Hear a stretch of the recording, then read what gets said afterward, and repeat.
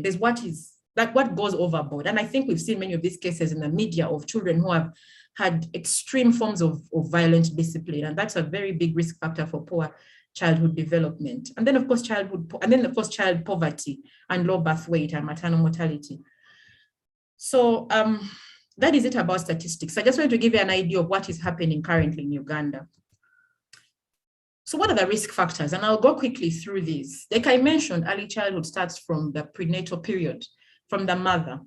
And so one of the risks for poor childhood development, for early childhood, for developmental delay, are genetic disorders, okay? Any condition that leads to abnormality in the brain structure, and here I will not go into detail because they are quite, there are many different types, but anything that affects the way the brain is forming while in utero can lead to developmental delay. Then maternal drugs. Mothers who have epilepsy and are swallowing anti-epileptic drugs, particularly in the first trimester, the drugs can cause challenges in brain functioning, brain formation, and therefore the child may be at risk of developmental delay. Then we have toxins, mothers that smoke, and also smoking. I don't particularly talk about mothers who smoke also, but secondhand smoking is just as bad. So if you are living in an environment where there's somebody smoking, you need to make a decision because you are putting your child at risk, your unborn child at risk. And then of course, alcohol use. Lastly, we have maternal infections. There are early maternal infections in the first trimester, like rubella, what we call German measles, for example. This can affect brain growth in the baby. Then we have late maternal infections, malaria, syphilis, HIV, things that can cause the placenta to not function properly and then lead to growth retardation for the baby. This can affect development of the child. Then perinatal. Perinatal just talks about things around birth. And these are things that I've mentioned before: prematurity, low birth weight, birth difficulties, birth trauma, asphyxia, what we commonly call the child was born when he was tired. So he didn't breathe well and he had to be maybe resuscitated or put on oxygen. This is one of the leading causes actually of cerebral palsy in Uganda. So any birth difficulties that were not managed adequately can lead to developmental delay. Some even may not be noticed. Then we have metabolic conditions. These are also genetic. Most of the time they are genetic. Then we have postnatal. So after birth, what happens to this child? If we have central nervous system infections like meningitis, these are things that may cause the child's brain to be damaged, if I could call it that, and leading to, so any insult to a growing brain, is predisposes the child to a risk of poor development. Then conditions that lead to delay in, not delay, or like oxygen transmission to the brain. For example, things like near drowning. A child was about to drown and then was rescued, but for some minutes there was not having any oxygen going to the brain. Seizures that are poorly controlled. The child has a seizure, they're not breathing controlled. There are parts of the brain that are getting affected and they may come up with developmental delay. And then suffocation for whatever kind. We've seen stories of children, unfortunately, being locked up in cars, not because the child is playing, gets himself locked into a car and the windows are up and suffocates. And then he's pulled out before he actually passes away. But they've had a period where blood supply, also oxygen supply, was cut off to the brain. And this particularly, we have to look out for toddlers. Toddlers, wander away a lot, and therefore they're at risk of suffocation. Then before we go here, parental neglect. Parental neglect is extremely detrimental to a growing brain. I don't know if any of us have read the story of a child who was deprived, who was not spoken to up to the age of about 8 years. He was always locked up. I think it's a very very highly publicized story of a child who was locked up after the age of 6 years, not spoken to.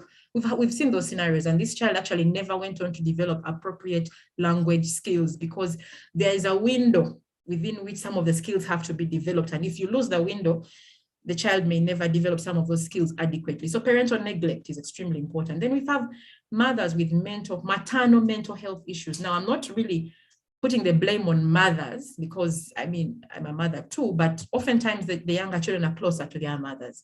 So a mother who has a mental health condition that is not addressed puts the child at risk of poor development. For example, if the mother is having severe depression and is not supported, this is a mother who will not stimulate her child. So attachment will be affected. Language may be affected. So many things may be affected. So maternal mental health is extremely important. So this is a funny quote. So we're moving on to the lighter part of the presentation. So this is a quote from a parent who said, I've noticed that one thing about parents is that no matter what stage your child is in, the parents who have older children always tell you the next stage is worse. And I think you've seen these parents. Your child is a baby. You enjoy that stage. When they start walking, you're finished. The child starts walking. Your child started walking. You wait when they start going to school. But you're going to suffer. Then he's going to become a teenager. So there's always a stage that is worse. And so for a young parent, this can be scary. And then for the side of the children, the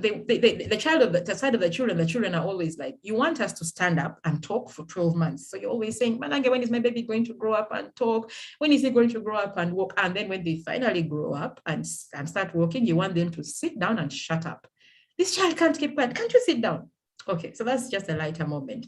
So what is this thing? What should we expect them to do? So when I had a very lovely young mother come in, she told me, my baby is always sleeping. The baby was a few weeks old.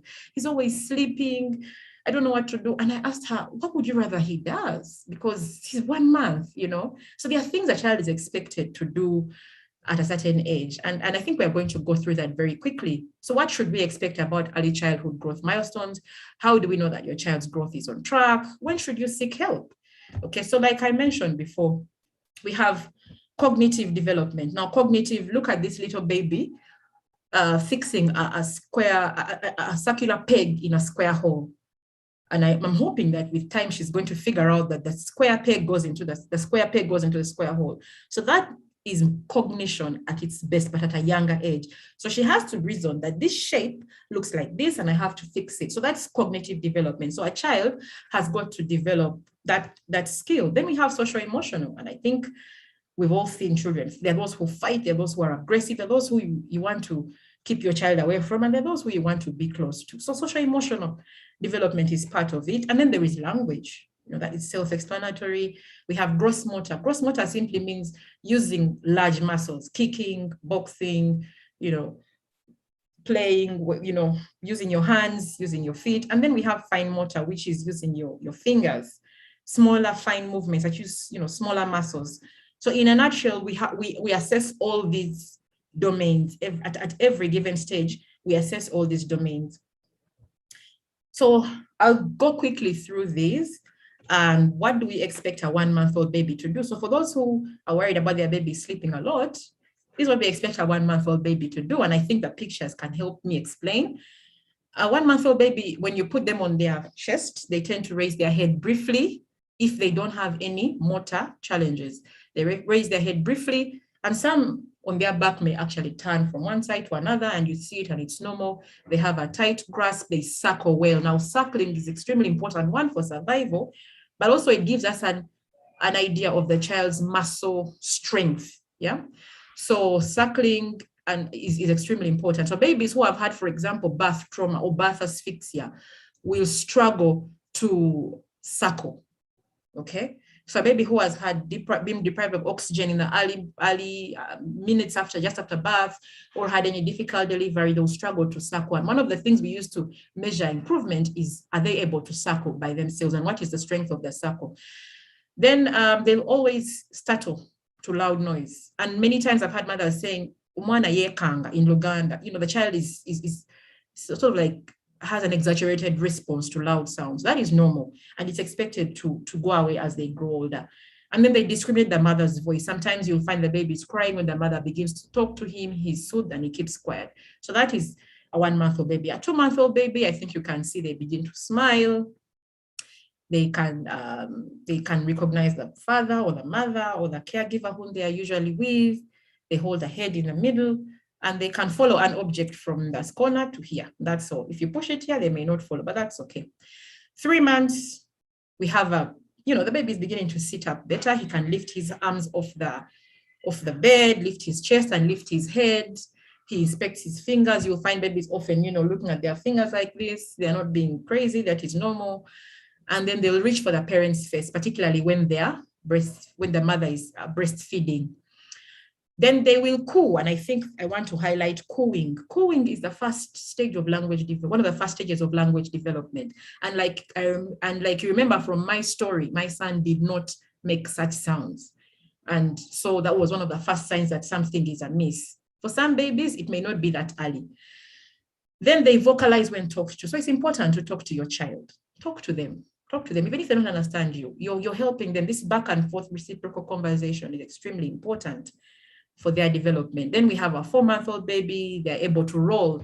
Some mothers have actually found out that their babies have developed this milestone when the baby falls off the bed. So when a baby gets to 4 months, please try to push them far from the edge of the bed because they will fall. They will roll and they'll also surprise themselves and fall down. So they reach out they reach out with their arms, they begin to laugh, they enjoy looking around, they imitate your interaction. They're beginning to, recognize the world and recognize people. Then we have the famous 6 months where baby begins to sit up unsupported. They reach for object, they turn directly to a sound and a voice. And so when you shake, for example, something loud, they will turn to where the sound is coming from. The younger ones, you may shake the sound, they may not turn, but they may sort of like focus, and they, you would see that their gaze is sort of like trying to pay attention. And they will begin to recognize that someone is a stranger. So if your child recognizes a stranger and cries, please don't say the child has bad manners. I hear people saying that a lot. It is not that they don't like people. It is because they recognize that you're a stranger, and it's an important skill. So allow the child to get used to people on his or her own pace. Then we have 9 months, and there we begin to start to want to move. Some begin to move earlier, some later, but there is movement. At least the child is able to support themselves on a piece of furniture or on a bed, and they begin to say mama and dada. However, they are not actually calling their mother. It's indiscriminate, okay? So don't say, oh my goodness, my baby can't call me. Maybe they can, but not really, not often. They may understand bye-bye, and they may begin to cry when the mother actually steps out of the room. Then they explore their environment. They turn when you call their name. They're able to, now they are beginning to develop fine motor skills, so they can hold something with a pencil, like a pencil grip. They hold something, smaller.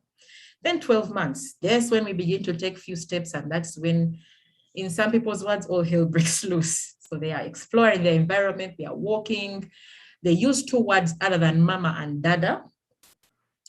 They can say water, they can say, simple things. They can follow a 1-step command, which has a gesture. For example, bring cup, bring cup, and then they will follow your pointing if they're developmentally appropriate, and then they may give you the cup if you're lucky. Then here they begin to call mommy and daddy, and they're specific about it. They imitate actions, they come when they're called, and they cooperate with the dressing. So 18 months. So we've skipped 12 to 18 because now we are looking at very key periods in development. At 18 months, they're able to walk independently.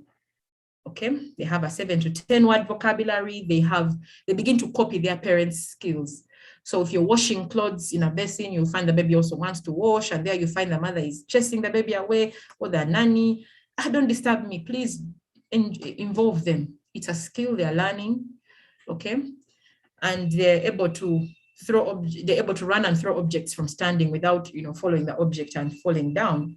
And I think you see the baby pointing. At this point, past pointing, they begin to develop what we call pointing, proto-declarative pointing, where they point to share an interest. They have seen something interesting and they begin to point at it.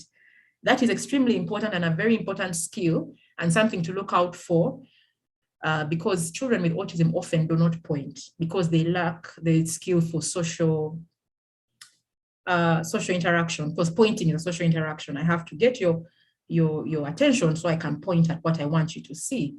So we need to look out for some of those skills at 18 months. 24 months, 2 years old, what we call the terrible twos. They're not always terrible, but for some, yeah.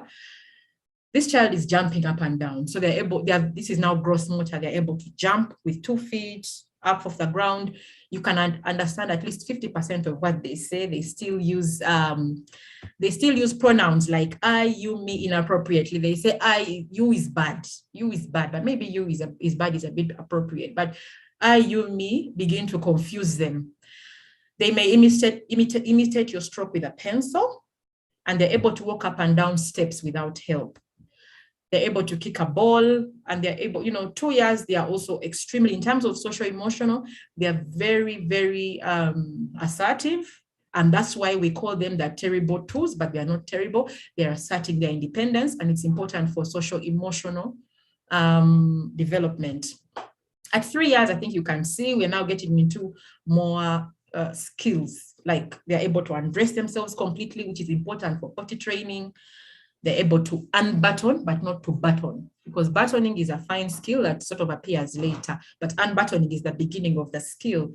Like I said, these skills develop in sequence, so you don't expect her to unbutton from day one. But that, like I mentioned earlier, some children may achieve these milestones early, and it's okay. What we really worry about is when they don't get to it at the point where we expect them to have achieved it. Then we'll have them, you can understand 75% of the speech of a 3-year-old. They understand basic adjectives. They are able to involve themselves now in group play, which is important. They're able to play in the groups, to take turns, to play well with others. And this is important, particularly for children with autism. And I'll keep referring to autism because that's the webinar that we are on. But in therapy, it's one of the things that they try to establish group play, because group play is important for socialization. And then they're able to use 250 words. I don't know if anyone ever counts the words a baby uses, but 3-word sentences. At least you can say, I beat you. And that's a good age when they say, I beat you. Things like that, because you're always also threatening them. So 3-sentence words, they can use plural. I don't know how many of our children use their plurals very well. This is when they say very interesting words, but they can repeat at least 2 digits. Now, disclaimer here. Some of these skills are learned at school. And now, for example, in our setting where children haven't been studying for the last 2 years, some children may score poorly on this, but that's not because they have a challenge, but because of stimulation and exposure. So what I'm trying to say is, even as the school does a good job, as at home, we must continue to stimulate children with all sorts of learning materials. They're able to copy a circle, and 4 years, this child is now able to button their own feet, button their own clothing. They dress themselves. They can completely catch a ball. They can name 4 colors. That's if they're going to school, disclaimer again, or at home, somebody's singing for them, yellow or red. And then pretend play. Pretend play is extremely important. Now, pretend play is things like, when we were young and we used to play mommy and daddy, that is pretending. And it's an extremely important skill, one which several children on the autism spectrum do not achieve by this age. And it's extremely important. They're able to ask things like where, why, and how. And this stage, they really ask a lot of why. And please take the time to answer your child's question as appropriately, because that is how they learn. I've seen some comments about the color of the children. Please don't mind about the colors. These are pictures I picked off the internet. There are not very many appropriately colored pictures for those who want Black children, but please, let's focus on what the message is. And at 4 years, you must be able to understand the speech, all words of the speech of the child. At 5 years, and we are going to stop here, the key thing is this child is already in a school setting, or should be in a school setting. So they're able to write their names, they're able to define words, they're able to draw a stick man, what we used to draw in school, a person with 6 body parts, legs, hands, eyes, nose, and a head. And they're able to name all the primary colors. So I think that is it for what we should expect. And I was brief because there are so many things that they can do, but I tried to pick out what is key and what is important, and what we should really focus on. So when should you seek help? and this is, I think we're getting into the gist of the matter. When should you seek help? When should you really go to a doctor, or when should you go to for early intervention? So we want to discuss the developmental red flags. When do we say that this child is poorly, his development has been delayed? So we'll talk about it in the different age groups, and we are using the different domains. Because remember, I mentioned the child can have an isolated delay, or they can have global delay for many different domains. So in terms of language, for the neonatal period, neonatal means 1 to 28 days. If an infant doesn't respond to a loud sound, it may be that they don't hear, or they are not aware. You need to, and in developed countries, actually, they test for hearing before a child is discharged from hospital, which we don't do here, but it's important for us to assess for hearing.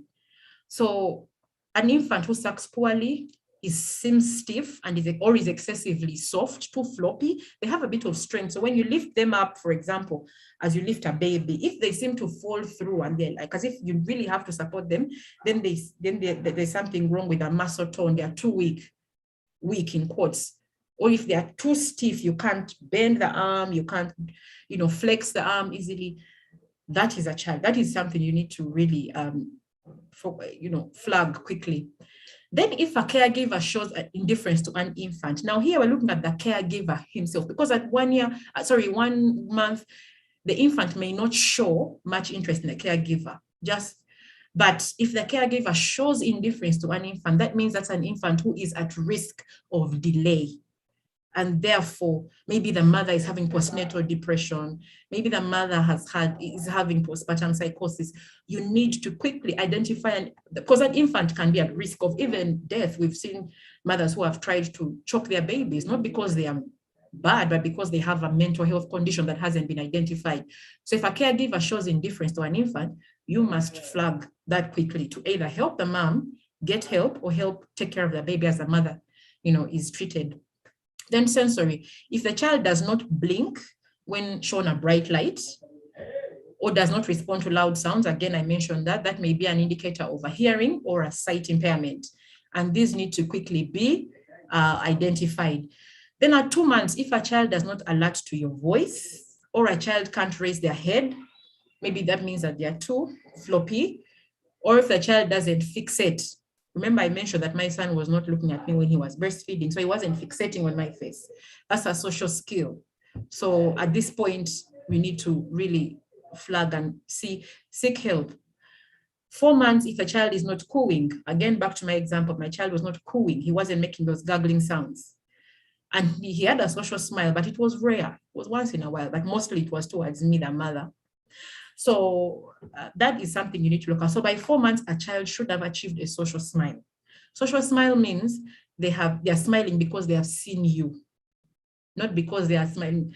There are babies who, in the first 1 month, they have involuntary smiling. They're sleeping and you see a smile and you think they're having a good dream. Maybe they're having a good dream, but it's involuntary. The muscles are moving involuntarily. But a social smile means they have recognized you as a face, another face, or a person they know, and they smile back at you.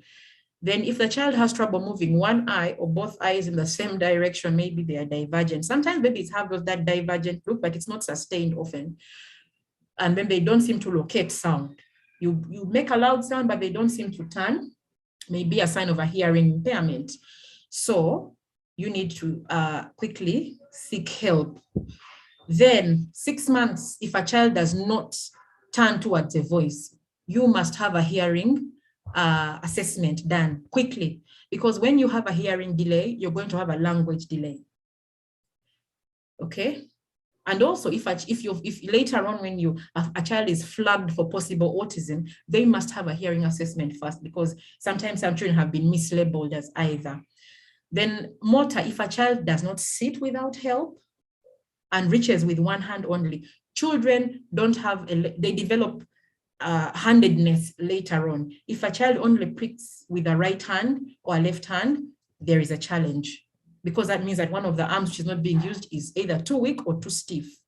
Okay, so if a child by 6 months has no expression, no smiling, no laughing, doesn't seem to enjoy people, doesn't seem to be aware of people, there may be a cognitive or a social challenge. And then, of course, lastly, if they have persistent eye drainage or light sensitivity, or they do not respond to sounds, please seek an assessment. Okay, then 12 months. By 12 months, a child should be able to respond to their name. And they should be able to respond to no. So when the child is touching something maybe hot and you say no, they should be able to respond by either probably looking at you and assessing your response. But that doesn't mean they'll always listen to you, but at least they'll look at you and they'll notice you've actually said no, you know. Then if a child by 12 months is not able to bear weight on his legs and can't stand, we're talking about walking, we're talking about standing, then we have a challenge. Then in terms of social emotional, if the child is indifferent or is resistant to attachment to a caregiver and does not look where a caregiver points, that is a challenge with joint attention and attachment. That may be one of the first flags of autism, actually. And then in terms of, then at 15 months, the child should be able to say mama. As in, what I mean, they should be able to, by 15 months, have said mama. They could have done it earlier, but 15 months is when we flag the child as having a language delay if they cannot say mama appropriately. Then if they don't have a pincer grasp, pincer I meant is like how you hold a pen. So they may not hold it well sometimes, you know, but it's a fine motor skill. Then if they are unable to point to a desired object, I highlighted this because this is one of the first signs, an early sign of autism as well. By 15 months, they should be able to point to a desired object. So my example, my child was, whenever I needed help, whenever he needed something, he'd drag me, he'd pull my hand and lead me to stand in front of, let's say, the cupboard. And he'd just stand there and look at me. Okay, he wouldn't even really look at me sometimes. He'd probably glance at me and look down. And then I would try to figure out what he wanted. Then if I didn't figure it out many times, he'd throw a tantrum because he was frustrated. But with time, I learned to figure out that this was, he maybe needed a cup of water or something to drink because the cupboard had cups. But he didn't point. And when he finally learned how to point, which was like 3 years, he used to point inappropriately. Instead of pointing directly, you know, he would hook his finger, but the skill was developing, but much later. So pointing is extremely important for communication and for social skills. At 18 months, a child should be using at least 6 words appropriately, and they should be able to walk independently, not with support. So if a child by 18 months is unable to walk independently, that is a motor red flag. And then if they're unable to point, to show interest in something, most children will show, let's say they will point at a boda, maybe they know it, they will point at a car. If they're unable to point, to show interest. So there's pointing to what they like, but then there's pointing to show interest. Showing interest means they're trying to engage with you. Those are 2 different kinds of pointing, but they must have been achieved by 18 months. Then at 24 months, which is 2 years, a child who lacks words or 2-word meaningful sentences is a red flag. For example, I want, I beat, want water, want food, eat food, things like that. At 2 years, they should be able to use those 2 words. And if they are unable to follow simple commands at 2 years, it's either that they are not hearing you or they are not understanding your language. Then if they are unable to walk well, here we're talking about walking well. They can be walking independently, but not walking well. There's a motor challenge. And then if they are not able to imitate actions or words of caregivers, and they have poor eye contact, that is a red flag. So you can have poor eye contact and it is, so for example, in my situation, my child's eye contact was not sustained. That's what I mean by poor eye contact.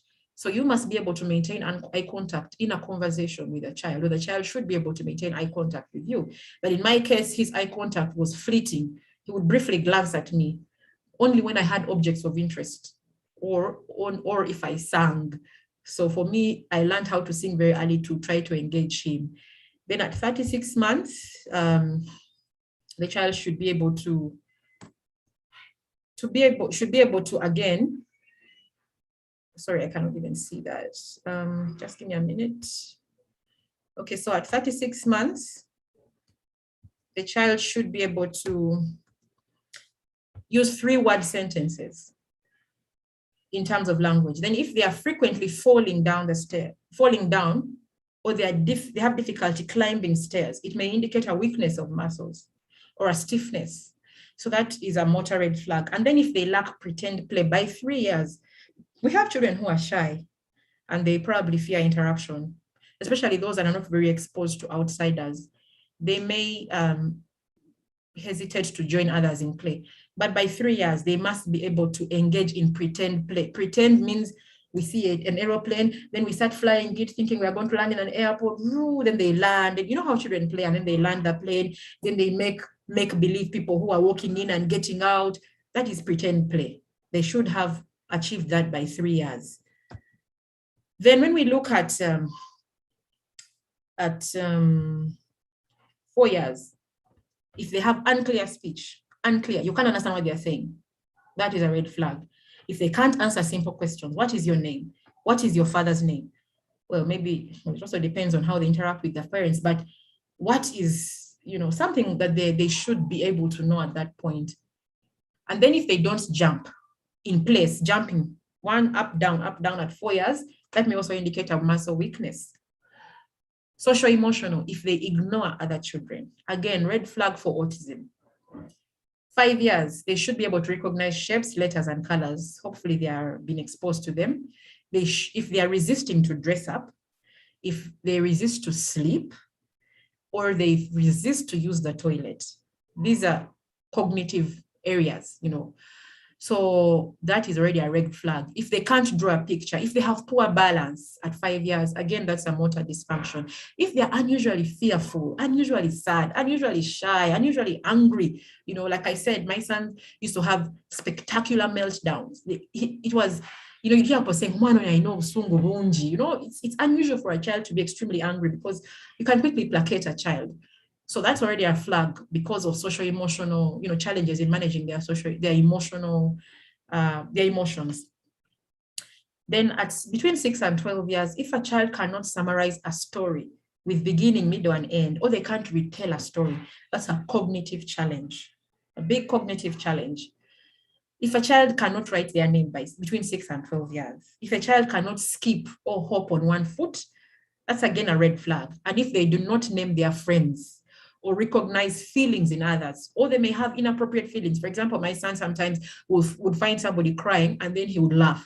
And then he would say, cry again, because the crying was interesting, but it was very inappropriate. And so the other child would feel like, he's mocking him or things like that. But because of their understanding of emotions was not very mature at that age. Then if at any age a child loses a previously acquired skill, these are 2 red flags even. At any age, whether 12 or 2 or what, if a child loses a previously acquired skill, you must quickly have the child assessed. Then, I think we have done a lot to discuss the red flags.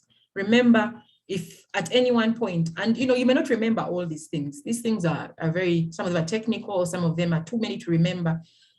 But if you feel at any point in time that your child's development is not appropriate, or there is something you're considering, something is wrong, seek a proper assessment. Use your intuitions. I know mothers have very strong intuitions. Use your intuition and seek help. So what are the key considerations as we are coming to a close? Children born preterm at high risk of developmental delay. So if your child was born preterm, have an assessment done. And again, for the clinicians, we know how to assess for a child who was born preterm because we adjust for the age, and they may seem they're lagging behind, but we're adjusting for their developmental age. But also, the lower the gestational age at birth, the higher the risk. So if they were a child born at 32 weeks may have a less risk than one born at 28 weeks. So again, what I'm trying to do is not to scare you, but to help you understand that when you have this, preempt the service. Go and ask your pediatrician to assess my child, demand for the service, because you might pick up things that can be remedied early. Then any child who was admitted in the early neonatal period, any child who has seizures, any child with central nervous system infections. I'm picking these out because these are the things I have seen in my practice to be key in putting children at risk of developmental delay. Then I've highlighted this. It is recommended that children are assessed for growth and development at 6, 12, and 18 or 36, 24 or 36 months. There are 4 ages that the old pediatricians recommend that at 6, 12, 18, and 24 or 36 months, you must have your child assessed. Here, I know we depend so much on, my grandmother said the baby is fine. Yes, there's a familial delay, but they eventually catch up. And then there are those who may not. So please, my point is, don't wait. Don't wait. You'd rather err on the side of caution. You'd rather overthink it and be assured than not give due attention and then get surprised. Okay? So at all these ages, we are supposed to assess the child for growth and development. What we call a well baby visit. Have your baby come in, not because he's sick, but because you want to assess if his growth is okay. Remember that many of the children who have developmental delay many of them may also turn out to have learning difficulties in school. So you can't run away from this. You must have this child assessed. And then if there's any gap, this child is followed up. This child is helped in time. Okay, so for autism, in terms of autism assessment, at 18 months and between 24 and 36 months, or any time the parent raises a concern, have a proper autism assessment done. So what next? My child has been diagnosed with a developmental delay. I'm probably, crying, or I'm sad, I'm stressed. What should I do? So what do we do for children with developmental delay? 1, you must have this child referred to an early intervention program. Here they offer further evaluation and support. And in this kind of support, lots of support are offered: occupational therapy, speech and language, educational support for those with learning challenges, and also parental support programs. So parental support is extremely important. And I'm speaking from experience. It's a difficult time when your child is not developing well. It's a difficult time. And people often ask me, wasn't it easier because you're a doctor? Actually, it's worse, probably because I know a lot more. So, but still, when I interface with my child, I'm not a doctor, I'm a mother. And I went through all the emotions that a mother goes through when they've been told that their child, there's a challenge, there's a growth gap. And there are very many situations we face, even when interfacing with society. Some people say very many unkind things. Some people want to beat our children up. Some people, out of probably lack of education, they don't know what to do with our children. They don't know what to say. But seek support. Parental support is extremely important to prevent caregiver burnout. Caregiver burnout can happen, and you will just start ignoring your child. So get support from people. Skill yourself with knowledge. And I'm thankful to Autism Care Uganda for this platform, where we are teaching people what to expect and what to do. Seek mental health support. Depression can happen. I faced it. I struggled with it. Maybe not as severely because I had a very strong social system, but seek mental health support. Some families have broken because of these challenges of raising these children. It's extremely challenging. So next time you meet a mother or a father with such a child, offer them your support. Oftentimes, whenever I mention my son has autism, the first thing people say is sorry. And I kind of wonder, why are you telling me sorry? Because he's not dead. But yes, I understand they're coming from a point of sympathy. But then more than sympathy, what we need is support. If you find a child who is throwing an extremely loud tantrum in a supermarket, for example, ask the mother how you can help. Maybe the mother doesn't even know what to do. There are times I didn't know what to do with my son. He just threw a tantrum and I couldn't help him because he was violent. He was hurting himself. I would try to help him, and the more I helped him, the worse it got. So ask how you can help. Sometimes maybe take in this child for an hour or two and help the mom to get some rest, okay? Be your child's advocate. Dig deeper into your faith. For me, my faith helped me a lot to cope. I believe in God, and I really prayed a lot, and lots of people prayed with me. So I was able to cope. And take each day at a time. Take each day at a time. Take each day as it comes. It gets better. It gets better. I'll be honest with you. If you offer the right amount of support in time. it gets better. Right now, I can say that I don't worry about my son. I'm grateful for the changes that he's making, and I know that the future is bright for him. So don't lose hope. Then lastly, my final comments. Number one, there are many causes of developmental delay. Some are acquired, some are congenital.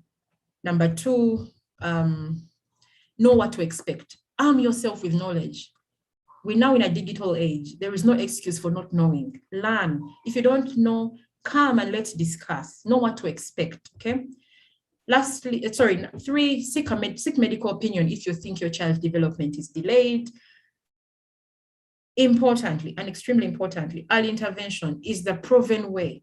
There are very many remedies out there. I know there are very many things that are out there on the internet that are promising cures, are promising this is the best dietary interventions, all sorts of treatments. Yes, these, and people have sworn by them, but at best, most of the evidence is anecdotal. But what has been published and what has been known, and in my experience, what has helped is early intervention, early, consistent, intensive intervention in the first early years is extremely important. Okay, it's the best way to achieve your child's developmental potential. And then lastly, caregivers must seek help. Seek help for yourself so that you can cope. At this point, I think back to you, Christine. If there are any questions, I want to thank you all for your attention and for listening to me, and I hope that you have picked up something. Thank you very much. Back to you, Christine.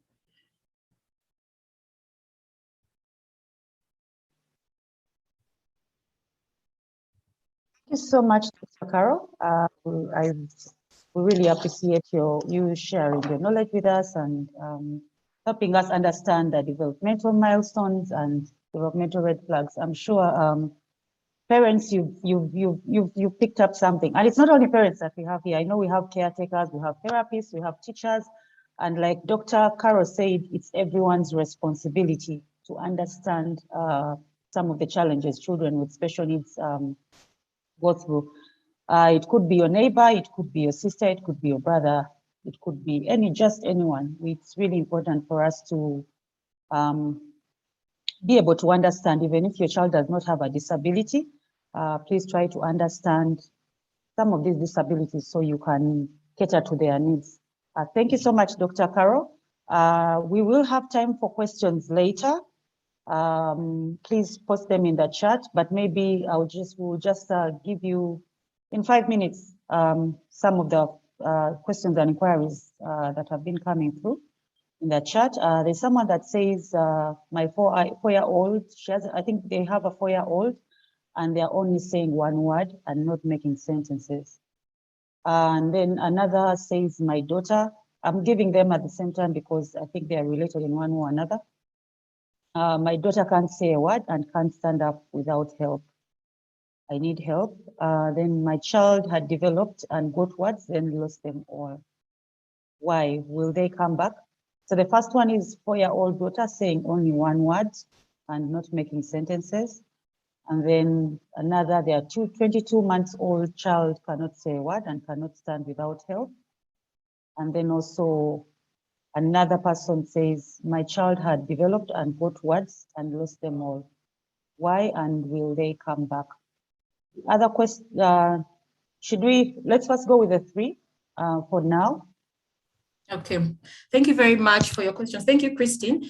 So I lumped the 2 questions. So for the 4-year-old baby who has one word, I'd say that is quite a significant language delay.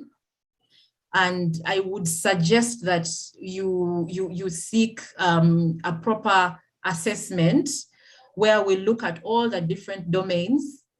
And like I mentioned, so before even I mentioned that, there are many causes of language delay. I must start from there. There are many causes of why language is delayed. And therefore we need to assess adequately whether it is a language delay isolated, whether it is a speech problem, or whether it is a part of another another diagnosis, like for example, autism, of which language delay is a part, you understand? So I think for that, the lady with the baby, I think really we need to assess the child fully. Then secondly, the one with 22 months, 22-month-old baby with no word and cannot stand with support, those are two domains that are already affected, the motor, gross motor, just from hearing the history, and language. So that's a global developmental delay. We need to assess. And again, in assessment, we look at the history. Was there any predisposing factor? Because that helps us to understand the prognosis, what we call prognosis in medicine, the future, what we expect. Do we expect him to pick up quickly, or do we, manage our expectations? But again, like I forgot to mention this, any child can learn a skill. I'm not saying that every child will walk, for example, every child will talk, but progression can happen. I have seen children who have finally sat at 10 years. It's late, but it's progress. I always tell patients, progression, not perfection. Progress is more important. As a parent, look for progress. So 22 months, no word, please seek help, please get in touch. We can have a proper assessment and guide you, direct you to where you can get help. Then for the one whose child has regressed, has lost milestones, remember I mentioned, again, one of the key challenges is developmental. You can have a delay or a regression. You need to seek help because, for example, one of the signs of autism is a regression, loss of previously acquired skill. It can also be part of another syndrome, maybe an epileptic syndrome. There are very many causes of regression. So I've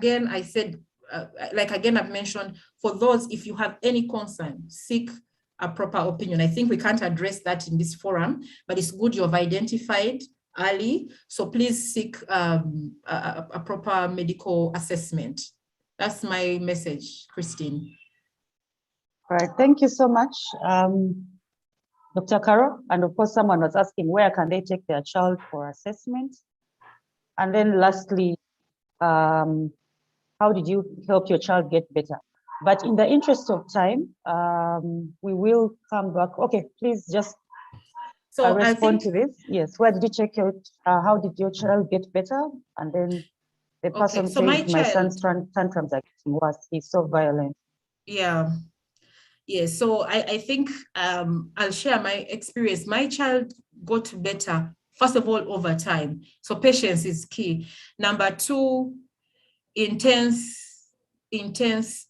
intense intervention.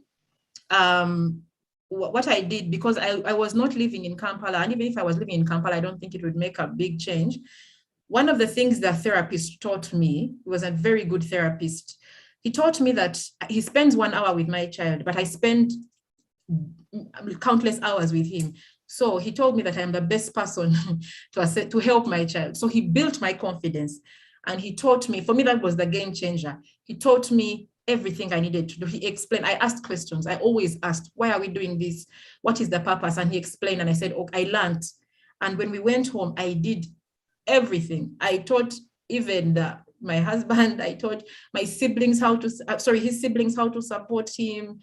I taught even my relatives, they know how to support him. I talk about him. I didn't keep quiet. I didn't keep it to myself. So when everyone around you begins to be comfortable around him, then everybody's able to support him. And it was so key in building his skills. Yes, he's not where he should be, but he's made a lot of progress. And we are looking towards moving to an independent life. So intense, consistent. So because when we left therapy at home, we were doing the same things over and over again. Quick example before we close. When it came to talking, I talked to him all the time, even when he couldn't respond to me, even when I thought he wasn't understanding. I would pick up something and I name it book. I put it down. When he seems to touch something, I would name it book. I was always talking, naming things, talking to him. He began to pick up the words I was saying. He began to pick up skills. He began to make sentences here and there. And every time he made progress, I would applaud him, and he built his confidence. He's a very confident child, but it takes a lot from the family. So the home is the best place of intervention. I don't know if I've helped, but I think we can have more discussion out of away from this. So I'll post my contact in the chat for those who need to get in touch, who need help, and you can get in touch and we follow it from there. Thank you very much. All right. Thank you so much, Dr. Carol, for that presentation and your responses. We'll now move on to Dr. Catherine Abo. I believe I introduced her earlier, and she's going to, now that we've talked about early childhood development, the red flags, now that you, let's say, you're assuming your child has been now diagnosed with autism, how do you deal with that? Because in the diagnosis process, there's a before, there's the after, there's the during, and then there's the after. So how do you deal with the after, you know, in terms of the mental health, dealing with the diagnosis, you as a parent, and then also the child of with autism also faces mental health. How can we come to terms with diagnosis? Dr.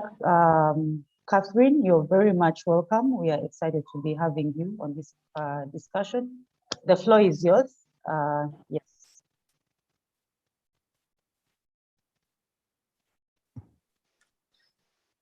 Thank you very much, Autism Care Uganda, and thank you, Dr. Nerima, for taking us through very eloquently and descriptively about developmental stages and developmental delays. These are aspects that we deal with in a daily basis, and you have actually made my presentation much lighter because you've mentioned much of what I'm going to talk about in terms of dealing with the diagnosis of autism and mental health of children with autism. I've already been introduced, so I will not take time introducing myself. Now, I had these questions and I organized my talk in such a way that we start with the mental health and then end with how parents deal with the diagnosis of their children with autism, because that hinges so much on the mental health of the parents as well. So this is just a basic understanding of what mental health is. I know that we are diverse in this participation. We have therapists, we have doctors, we have lay people, we have everyone who is interested in understanding. And this perspective, this definition of mental health is not only for children with autism or their parents, it's for all of us. We all have mental health.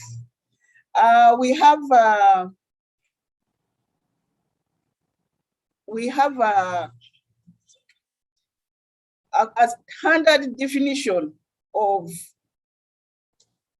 mental health, and that is the World Health Definition, which is pulled out of the definition of health. And again, this is a standard definition which was drafted way back in the 1970s, I think it was 1978, which says that health is a complete physical, mental, and social well-being, and not merely the absence of disease or infirmity.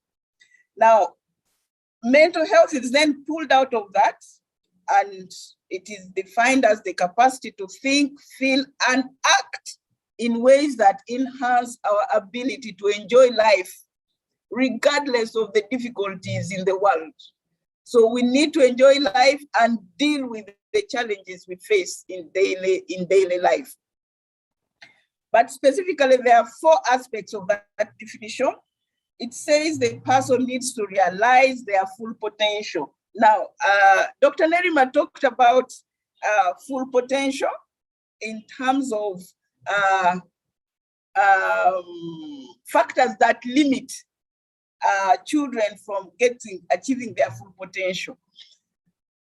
When we talk about realizing your full potential as an aspect of mental health, we can take the whole day to just talk about that.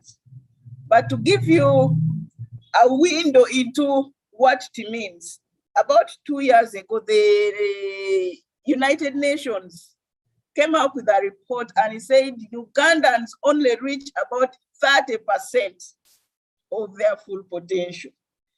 And that is telling. So you can see we have factors that cause children not to reach their full potential. And these children, as she mentioned, end up into being adults.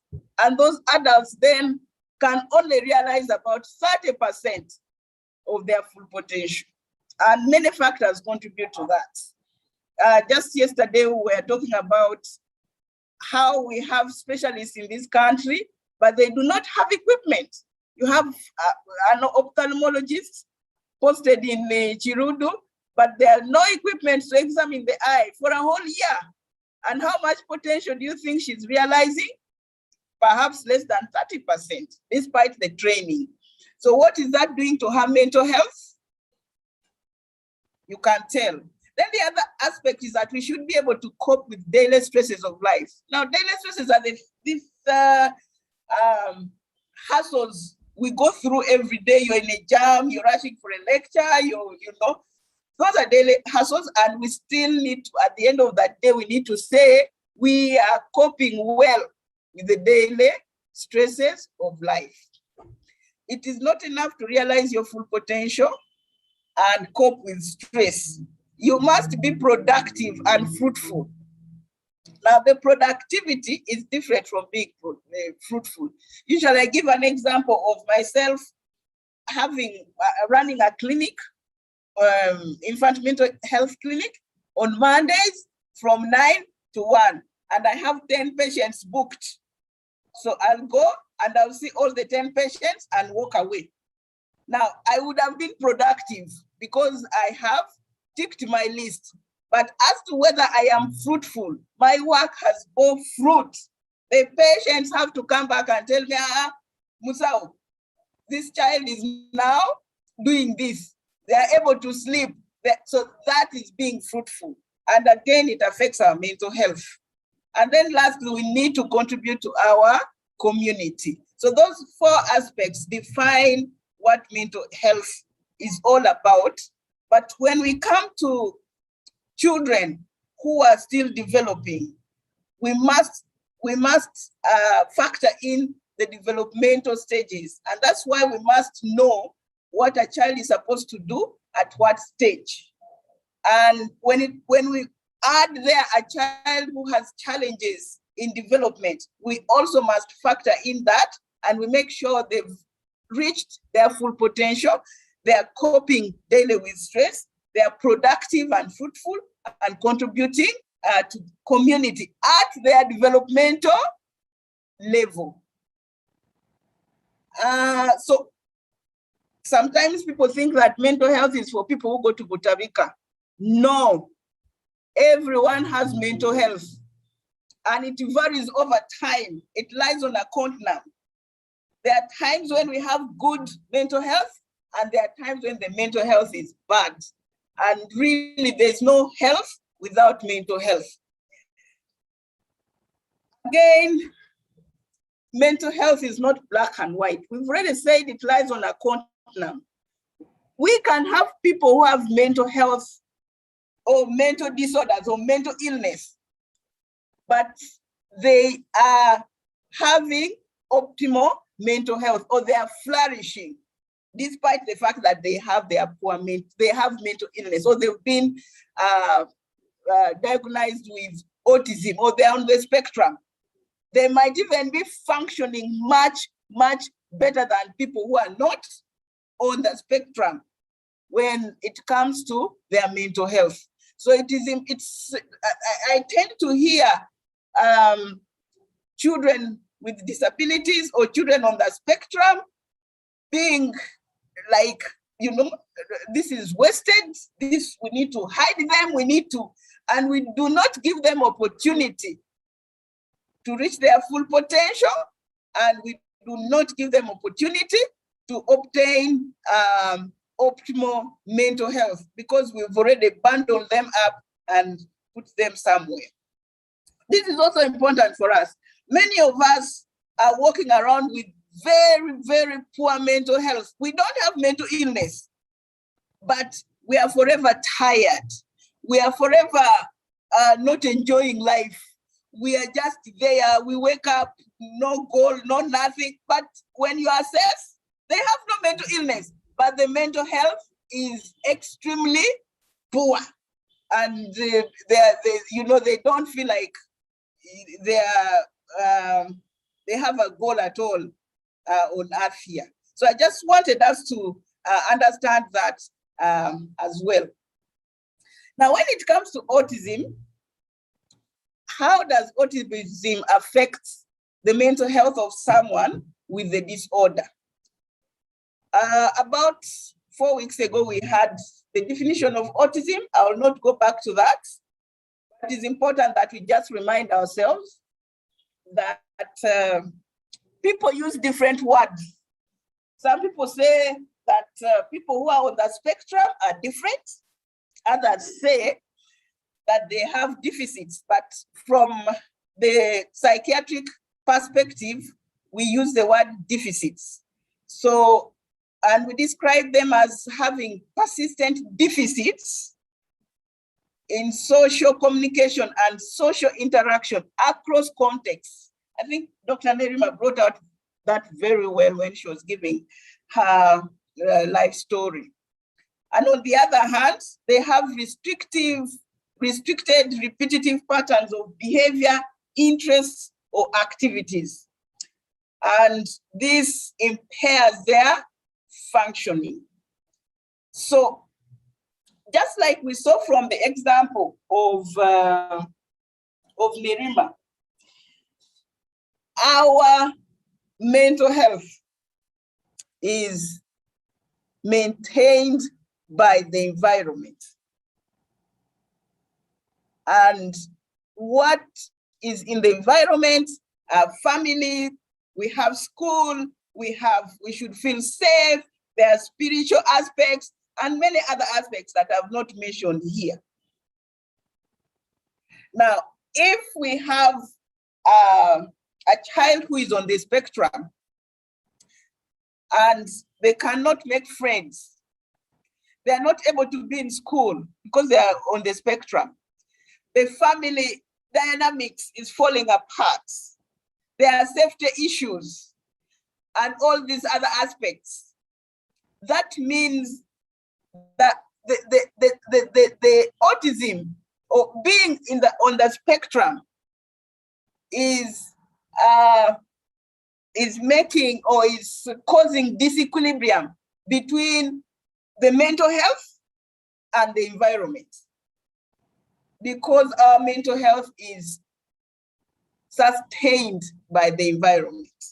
So that is the key relationship there. I'm just going to quickly illustrate using what we call social reciprocity, and that simply means the back and forth interaction. And this is important because it builds better communication and social interaction skills, which is described as a deficit in the definition of autism. It's important to teach joint attention skills with play and imitation skills, and this is done through social reciprocity. And what does that mean? It means that we are aware of the emotions and interpersonal cues of others. And that's why in the beginning, when Dr. Nerima said the baby could not look in her eyes, yes? Because by looking, the baby begins to pick the expressions in the mother's eye. And then they reciprocate. Maybe they smile, maybe they, something happens. This other thing is that they have to be able to interpret the cues that they've picked. Is this person angry? Are they happy? And interpret it appropriately. It is not enough to stop there. You need to respond to what is interpreted. Yeah. And you need to be motivated to engage in social interaction with others. And that is what we describe as social reciprocity, which is a key element in the definition of autism. Yes. So what happens is that parents now then need to make a lot of effort to overcome that because of their deficits in social reciprocity, there is unresponsiveness, which is negative. It causes negative effects on the parent's ability to establish synchronous contingent interactions with their children. And then this in return will make the child not have the child parent or mother interaction that Dr. Nerima talked about, because it's not coming naturally.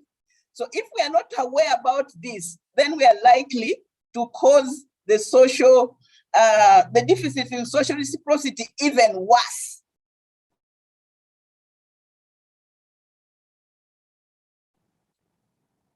So this is just an illustration. So the other question was, how can we support children or even adults or people on the spectrum?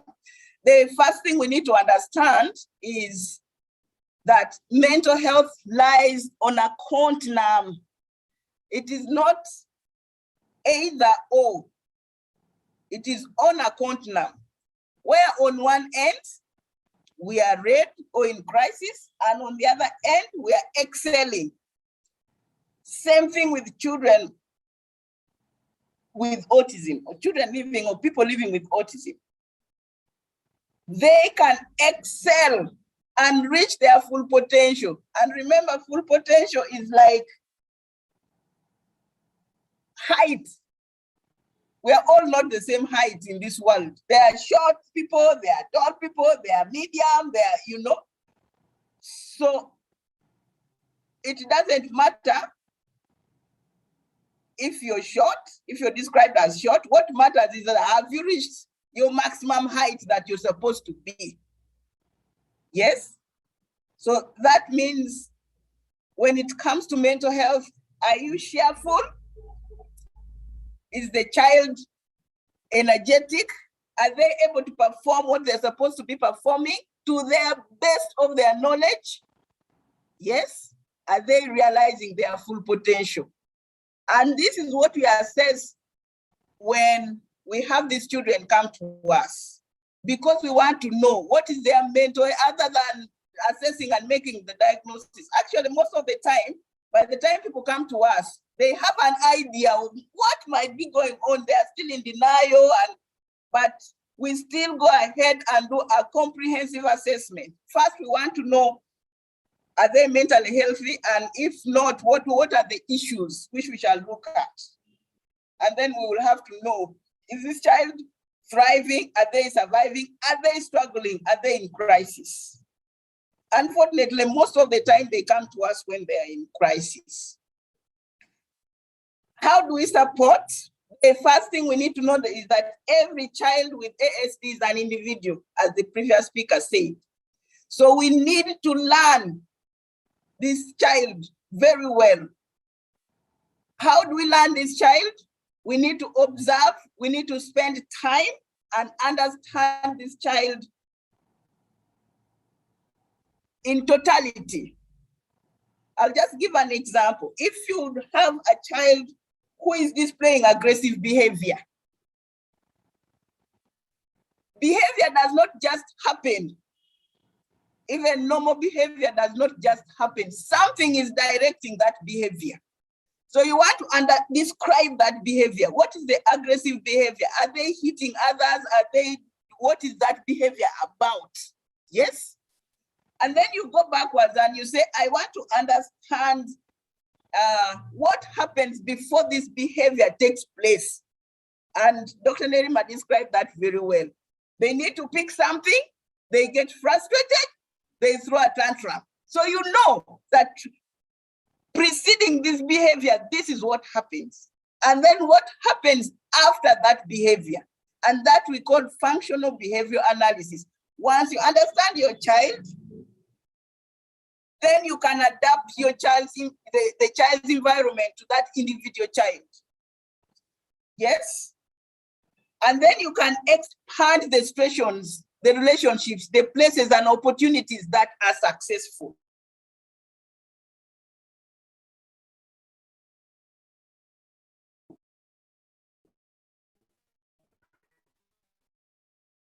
You need to provide clear and consistent visual skills, calendars, consistent routines, so that the person knows what is coming next. Very important. Children and other people on the spectrum like routines. Yes? Refer to a schedule, use countdown timers if you must change their routine. Give warnings about upcoming changes. Use visual supports there. I'm about to end, but I won't end before we talk about autism and mental illness. The first part, we're talking about autism and mental health. Now, as a group, children and adults who are on the spectrum have a higher rate of psychiatric disorders than the general population. And research suggests that autism shares genetic basis. This is not just from the environment, but genetic basis with several major psychiatric disorders. The commonest is attention deficit hyperactivity disorder, followed by depression, bipolar disorder, even schizophrenia. They share genes. And other researchers also suggest that over 2/3 of children with autism have also been diagnosed with one or more psychiatric disorders. And we have anxiety disorders, we have obsessive compulsive disorder, and again there we have ADHD. Many of the children I see in the clinic, of course, the ones that come are usually at the severer forms. Our environment is so accommodative that even when people are on the spectrum, but they have speech and they're able to function, they will remain in the communities there. But the ones who come to the hospital, from our experience, are the ones who are really, they have no speech and they have comorbidities or other disorders like ADHD, for example. And this is why it is important to make sure that these children get assessed, because we've seen children who have had no speech 4 years and they are not on the spectrum, just as Dr. Nerima said. But what do they have? They may have ADHD, which responds to medication very well or interventions very well. And thereafter, the child is able to begin to pay attention. And you know, you can't speak if you've not heard, and you can't hear if you're not paying attention. So if you have ADHD, the likelihood of not developing speech is very high.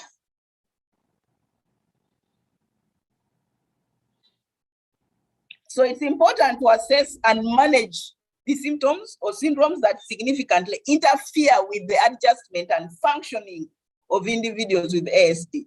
Remember, these individuals can attain optimal mental health, or they can flourish even better than people who are not on the spectrum. Okay, so we usually assess to confirm or disconfirm ASD, and that in reality happens. There are people who come thinking their children, or they've been told their child is on the spectrum, but our assessment will say, this child is not on the spectrum. They have maybe global developmental delay or ADHD or something else. And then we of course, we take history, developmental history, family, social, everything, and we do a mental status exam. And even before the children are brought to us, we expect that the parents or caretakers should be able to suspect that there is something not going on well with this child in terms of development, just like Dr. Nerima mentioned. However, if that is already known that they are on the spectrum, what then would point to the fact that there is something going on here, suspecting another problem? Yes? If, for example, the co-features fail to explain the impairment, a child is sleeping all day, all night, and this is not what they used to do. Yes? So if the core features of ASD does not explain the magnitude of the impairment, then you know there's something here. When there is noticeable change from baseline, you know your child very well, but now something has changed. What is it that has made them change? And when the patient is not responding to the therapeutic interventions as expected, you know there could be an underlying problem or some other problem. Now, this slide tells you how individuals on the spectrum can have many other problems, not just being on the spectrum. Yes, I already mentioned ADHD. Anxiety disorders is so common and it goes untreated in these individuals. Depression, common. Obsessive compulsive disorder. Yes, oppositional defiant disorder. Specific learning disorders. Tourette's. There are some children who are described as gifted, but this is not even picked out. If they are not assessed, they will not be picked out. Sensory disintegration disorder, auditory processing, developmental coordination disorder, intellectual disability, language disorder, you know, and some might just have symptoms like impulsivity. I often make a diagnosis of autism spectrum disorder with hyperactivity. Yeah? Self-injurious behaviors, very common. And there are also medical comorbidities or other problems. We often see children with severe constipation. Earlier on, we had seizure disorders. Yes? So, and other genetic problems. Sometimes we suspect Fragile X syndrome and many other genetic disorders. So as we end, I just wanted to take an example of a child who is aggressive and have a self-injurious behavior. But again, I think this might take us into details that might be more of clinical. Maybe I'll skip that and just get to how can parents deal with the diagnosis of their children with autism. From my experience, I see different reactions after I've done the assessment, and here is the diagnosis. So upon receiving diagnosis, people react differently, but mostly I see negative emotions, crying, yes? And I think that happens because by the time they come to my clinic, they would have had other impressions, maybe from family members, maybe from general doctors, maybe from pediatricians, maybe from, so by the time they come here, it's like they want to kind of like hear the last word, and then they just break down and cry. And you know, crying is not all bad. In the psychology perspective, when people begin to cry, you know, they are beginning to accept the emotion, or they are soothing themselves, or there are benefits of crying, although it is a negative emotion. And then a few will continue, will deny, or say, it can't be, you know. Can't you see this child? They can do this. They can, no, it can't. No, doctor, no. Okay, let me first go and think about it, and then I'll come back. Sometimes they never come back. And then there are those who actually turn out to be happy. You know why? They would have gone everywhere and perhaps they would have not found out exactly what the problem is with the child. And then they will say, finally, we have a diagnosis. There are those who will be happy because this sometimes gives them a source of income of some sort. Maybe some organization has promised that if you get a proper diagnosis, there's a report that your child will be sponsored or something like that. So there's really a variety of reactions. So what is it that from there onwards, what should parents do? First, we already mentioned, your child is an individual. Yes? Your child is first and foremost their own unique person. Then a child with strengths and difficulties. And only then do we say this is the child with ASD. Actually, that is, sometimes we don't even want to mention. We will list for you, or together with you, identify the deviating developmental domains. Because that they will see, they say, okay, how do normally children interact with people? Okay, they look into their eyes. Do you have other children? Yes. How different is that child from this one? Oh, the other one, that's this, that's, okay. Then we say, okay. So that is what we need to work on to make sure that this child, the developmental deviation begins to correct. Yes? Then we also say, what is this child good at? What are the strengths of this child?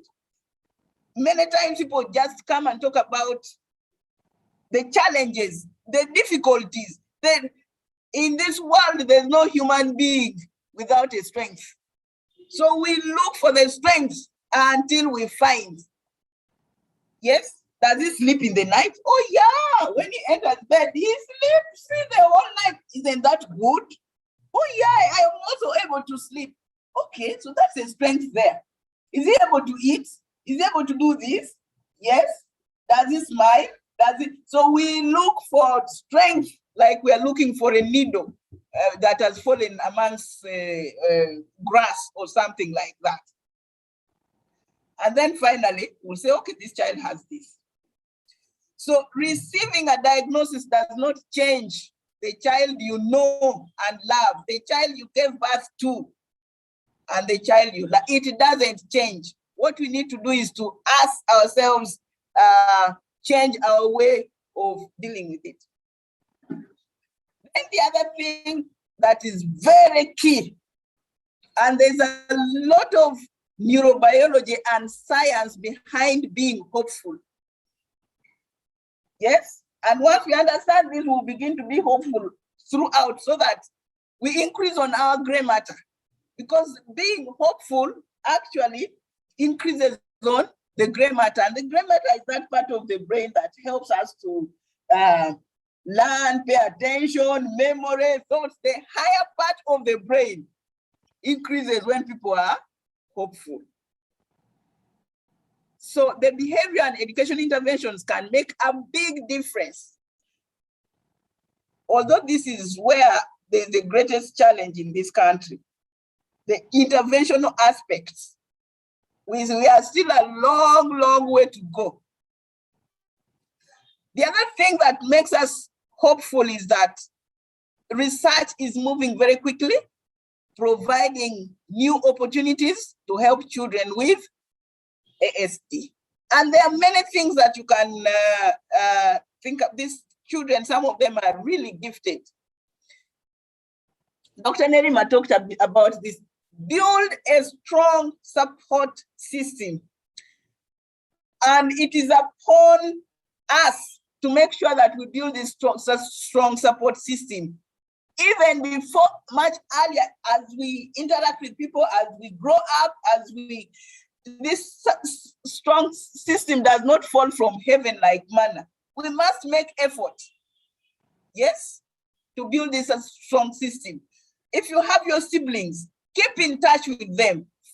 Be careful, find out how they are, so that when you have this upon you, that you have a child that has been diagnosed with autism, you pick a phone to call your sister. She will not be there and say, hey, but why is she calling? She's not been talking to me for the last 6 months. Why is she calling me now? You see why it is important to build your social system, even without the diagnosis. So find people you can trust, and that you can't find at that particular point. Have people you can trust to support you as an individual, and then to support you as a parent of a child with autism. Acknowledge that it isn't easy, just like our doctor has acknowledged, and give yourself credit for what you do. I've also had experience of people coming with very many different information regarding autism. And you ask, where did you find this information from? Can I also have the document so I can read? It is important to have credible sources and resources. Yes? There's many contradictory and unfounded pieces of information. You need to know the needs of your child. And you can't know the needs of your child if you do not spend time with your child. Once you know the needs of your child, stand up for them and advocate for your child. Find professionals whom you trust and resources in which you have faith. Ask for help if you need it. And other parents can be important source of information. That's why this Autism Care Uganda is good, because this is where parents meet and you can find important sources of information. However, you've got to know that every child with ASD is different. You can purpose to enjoy your child. Yes? And as you purpose to enjoy your child also enjoys you or enjoy your presence. So how do you do that? Do things that you and your child can enjoy together. If it is jumping, go and jump. If it is playing with the toys, go and play with the toys. Yes? And while opportunities for learning are important, shared enjoyment, shared enjoyment is it's also important in the family. Very important. Now we need to set goals. Why? Because setting goals is part of how we can build hope. Yes, there's what we call dispositional hope. That is goal-directed tendencies. It means you can plan to meet the goals, yes, and you're determined to meet those goals. And this is part of how you create hope for yourself and for the family, and increase on your gray matter. However, don't set big goals of, I want my child to speak within a year. Yes, we talked about progression and not perfection earlier on. Set small, reasonable goals for your child and figure out how to accomplish them. It could be looking people in the eye. It could be eye contact. Yes, it could be saying high five because even that we must celebrate. It could be waving bye-bye. It could be, so set small reasonable goals for your child and figure out how to accomplish them. And sometimes that's where the professionals come in. You say, I want my child to call me mama. Yes? And the speech therapist will say, okay, this is how we need to do it so that the child can be able to call you mama. And then you go and practice. And at this particular point, I would like to say that there are some professionals in this field who do not allow parents to be in the therapy room with the child. And we had that, and even from my own experience, there is no better therapist than the parent of the child.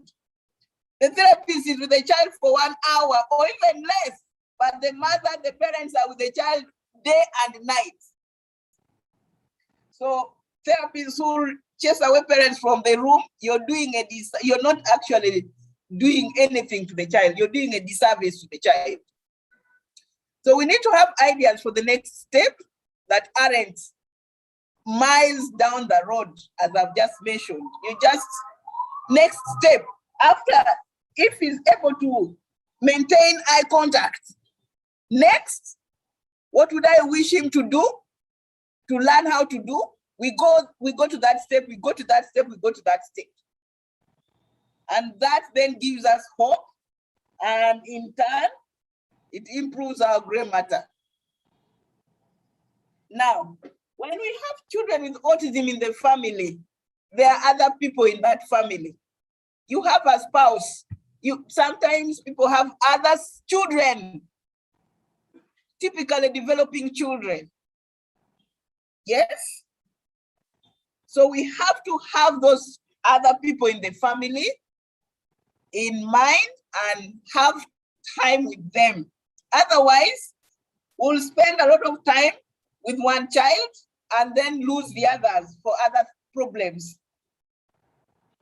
So set aside some time, even just a few minutes, to focus on your spouse and the siblings of the child on the spectrum. Listen to each other's needs and perspectives as you consider what you will do for the child. And of course, the siblings, you need to meet particularly their emotional needs. That one usually goes silent. Their emotional needs tend to be neglected because we spend a lot of all our energies on one child. So there's need to sit down and apportion time appropriately and work through that. Now, I've also seen children where parents or caregivers have very unreasonable expectations. Yes? A child on the spectrum, or let's say an adolescent on the spectrum, 18 years, and they have no speech. Yes? And they also have intellectual disability, for example, or learning disability. And they've gone through therapy and everything is being done. And then the expectation from the parent is that this child should be in the normal stream, normal class. Like, he's 18, he should be in senior 5, for example. That is very unreasonable and not following the fact that we are all different heights. Some are short, some are tall, depending on many factors. Yes? So do not let your child do things that you would not let another child of the same age do, such as, for example, biting or climbing on counters, and do not punish, but interrupt quickly, be firm, and redirect, offering a distraction when necessary.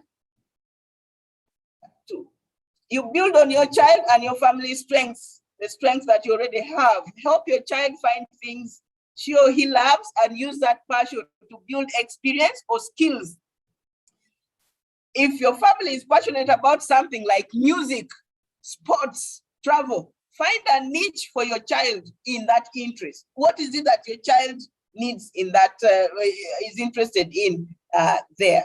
I think I would like to stop here and thank you very much.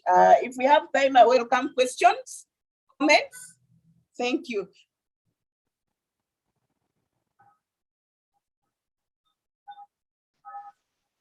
Thank you so much, Dr. Catherine, for sharing with us your knowledge as well. We really appreciate for you making the time. And talking about mental health is not a widely discussed topic in Uganda, and it's something that we need to embrace, because if your mental health is not in a good place, then it affects your whole life. It affects everything around you, the environment, it affects how you operate, and also parents with children. It's really important for us to take care of our mental health, because you can't take care of someone else when you're not in a good state as well. Like they say, you can't pour from an empty cup. First, take care of yourself and then take care of the child. And I love what you said, in this world, there's no one without a strength. We need to find the strength in these children. We're always looking for what is wrong, what can we fix that is wrong, and yet we can build on what is good. We can strengthen on their strength, if I should say. You can't change the child, change the way you deal. You can only change the way you deal with them. I really love that. Thank you very much. In the interest of time, we will just go to the questions that were shared earlier. Someone someone asked a question: how can we deal with aggressive children? And which school can I take my teenager with autism? And what is their future? Then the second one, where can we take our children for deficiency testing? I don't know who of you would be comfortable with responding to these questions. Dr. Carol or Dr. Catherine? Please repeat the question. Christine, could you kindly repeat the question? Yes, I'm trying to. How can we deal with aggressive children? One, and then which school can I take my teenager with autism? What is their future? Okay, so I can help to answer. I think Dr. Abo hinted on it. She talked about, redirecting the behavior.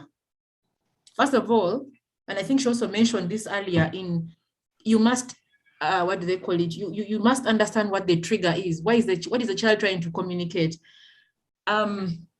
Every time a child does something, they are communicating. Either they are uncomfortable, or they are extremely excited, or they are bored. Their behavior is a form of communication. So as a parent, a caregiver, understand, what is my child trying to tell me? Do they need to get out of this place? Is this place too loud? Is this place too cold? Is it too hot? So then you need to understand, what is the trigger? What is the antecedent? What has caused this behavior? When my child always bashes his head, I'm seeing somebody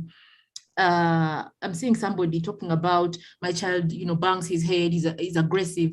What causes that behavior? As a parent, you must sit down and first analyze, why does he do it? What pattern is he trying? What happens? What's the pattern of behavior?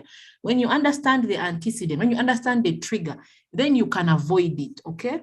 Then you need to understand, when the child gets to starting to bang their head, they have begun showing signs before that. They've begun showing signs. So it's like I can use the illustration of a traffic light. It's green, then it's amber, then it's red. You need to get the child before they get to red. Otherwise, bringing them back down from red to green is very difficult and distressing for both you and the child. So notice the signs. When he starts, maybe he may start to be fidgety. Maybe he may start to make some sounds. Then then you redirect him to something maybe that is pleasurable for him. It may be something he likes to chew on. It may be a cloth he likes. You must basically the work of a parent of a child with autism is like you are a detective, you are an investigator all the time.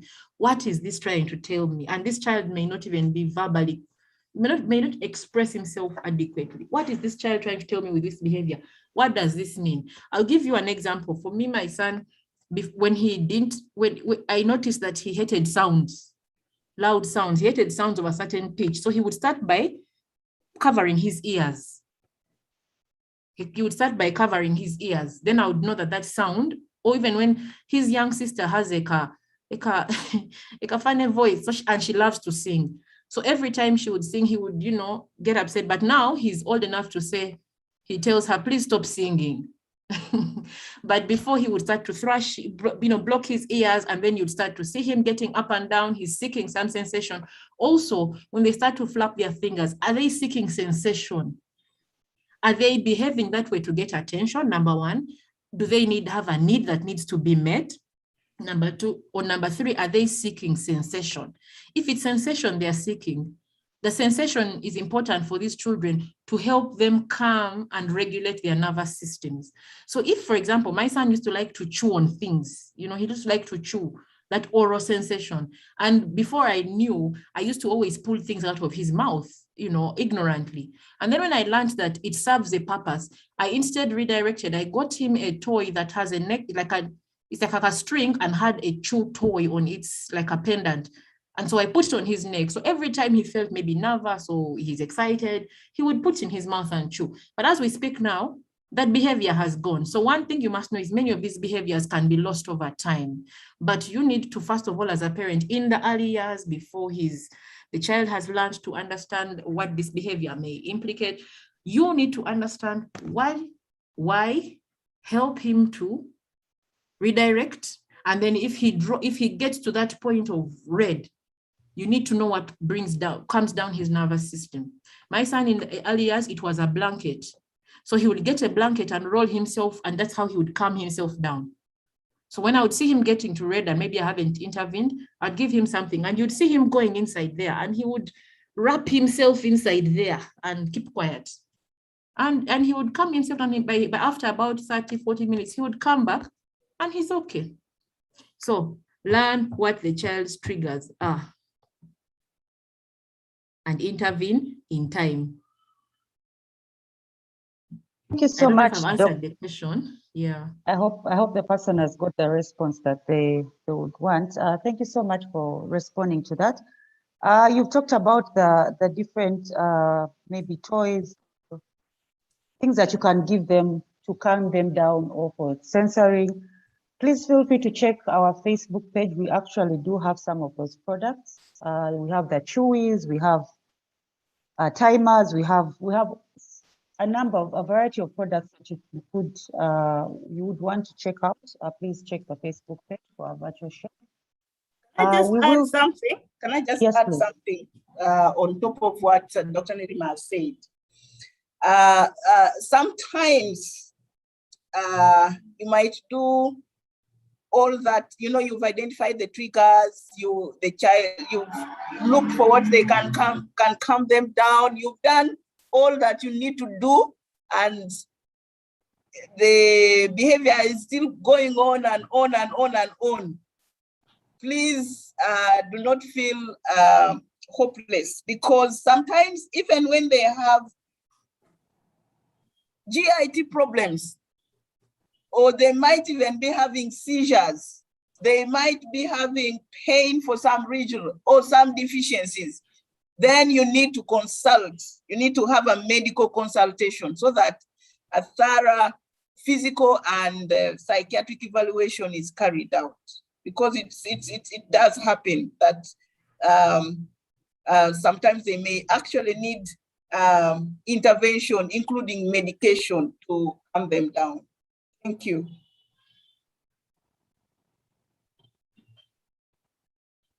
Thank you so much, Dr. Catherine, for supplementing on that. And there is a question that we would like to pose to you. How do we deal with, question one, how do we deal with adolescents and autistic children?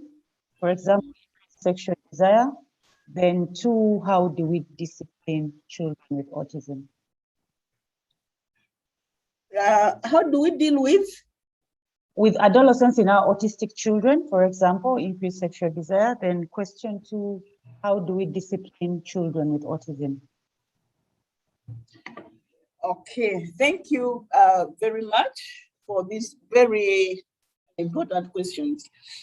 Now, dealing with adolescents, even in typically developing children, can be a challenge. But now if we add on children who are on the spectrum, it can be a double challenge if we've not prepared for it. And indeed, many parents are caught unawares. It's like the adolescent has just fallen from heaven and now they've turned adolescent, and yet they've been growing. So it is important to prepare for adolescence and even adulthood from the very early time that perhaps the diagnosis was made or the interventions started.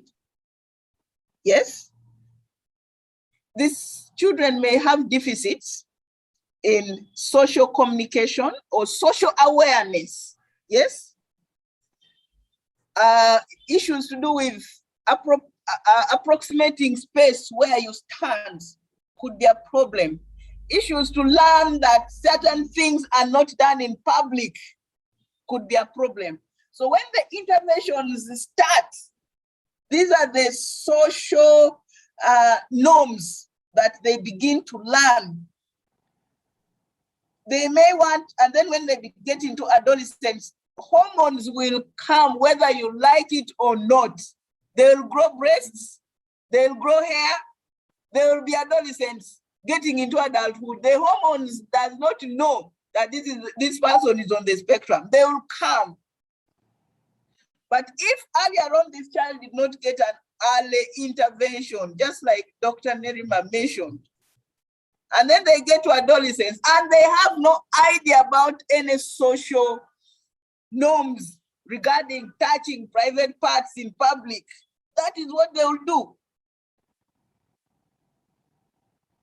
So it is important to start preparing for adolescents and adulthood much earlier. And when that time comes, they will already have some skills and you just add on. Yes, you just add on the teaching, the training, the social skills as time goes on.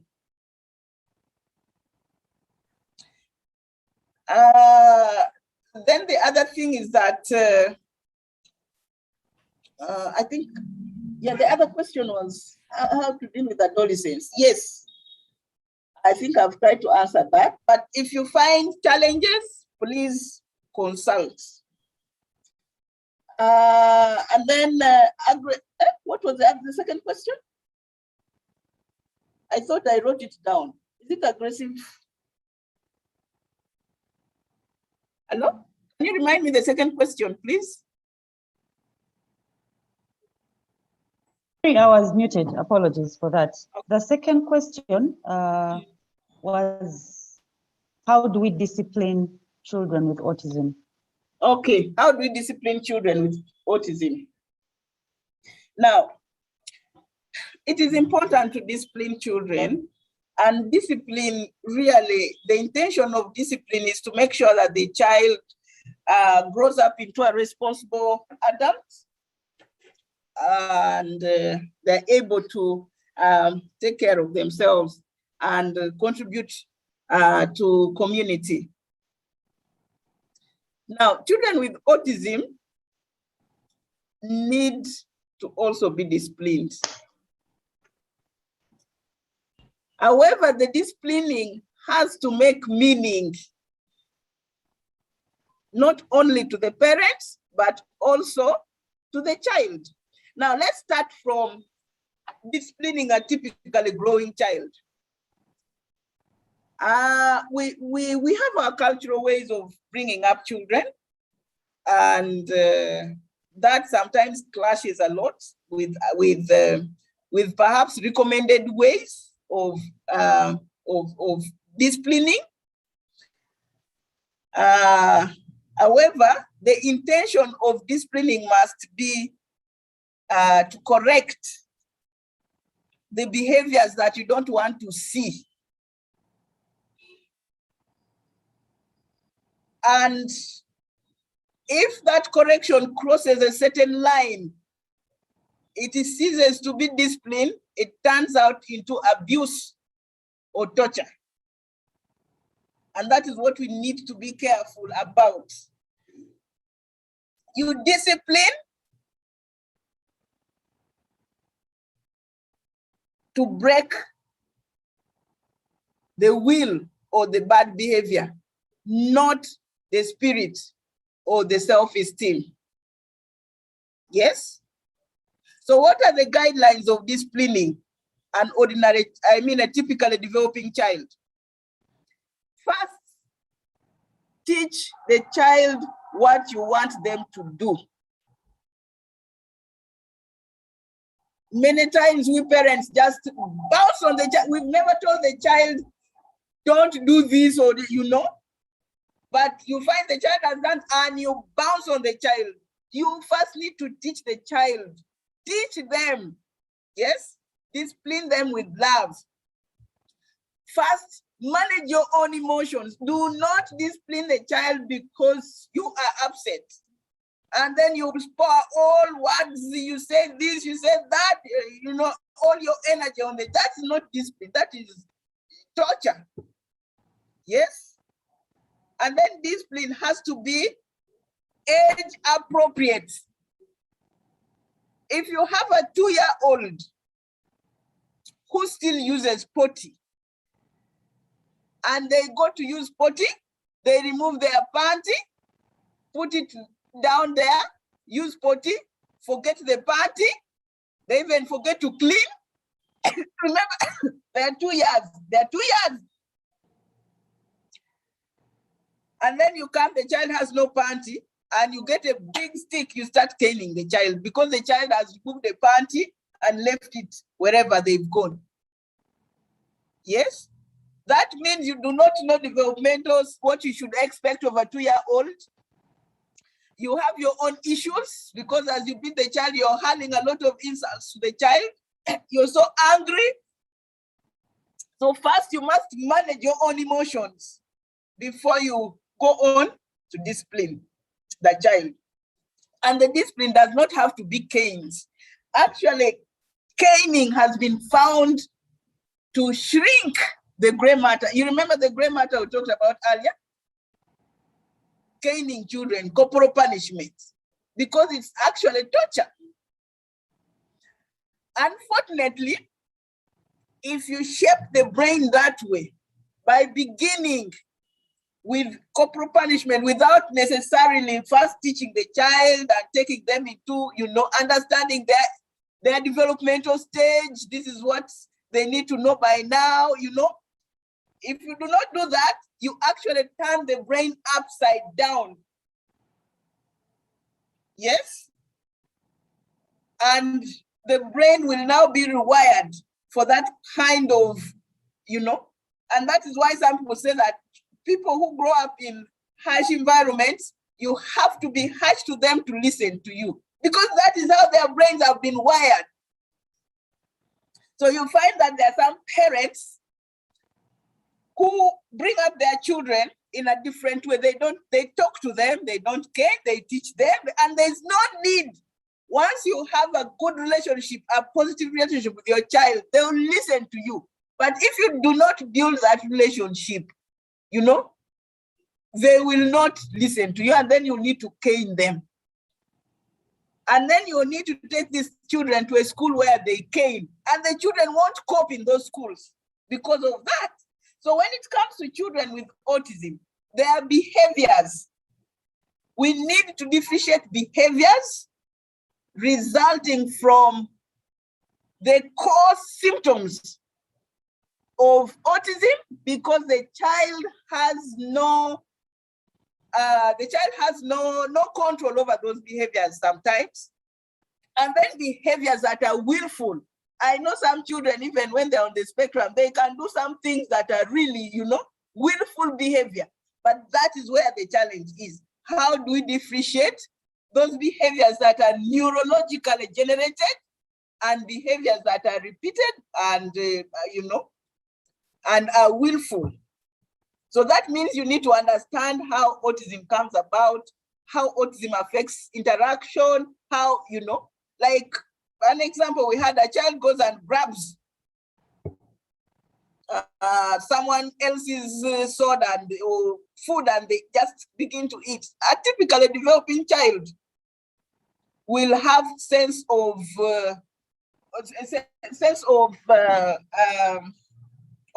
patience and they wait, but perhaps the one who is on the spectrum might not have that. Yes? So do you get a stick and cane this child? You talk to them, of course, but you need to understand that this behavior is coming from A, B, C, D, E, and I should not, punish the child because of a neurologically generated behaviors. And actually, sometimes we see children who have been thrown to the side of having mental health issues because they are punished for neurologically generated behaviors. I think I'll stop here because of time. We can maybe talk another time, set up another time to talk about disciplining children. Yeah. Thank you. Right. Thank you so much, Dr. Catherine. I know there's a lot of information to share when it comes to discussing autism. And because of time, we honestly can't go through everything, but like we said, we have these discussions every Saturday, every last Saturday of the month. The next one, I think, will be the 25th of September. And we will go into different topics, different discussions regarding autism.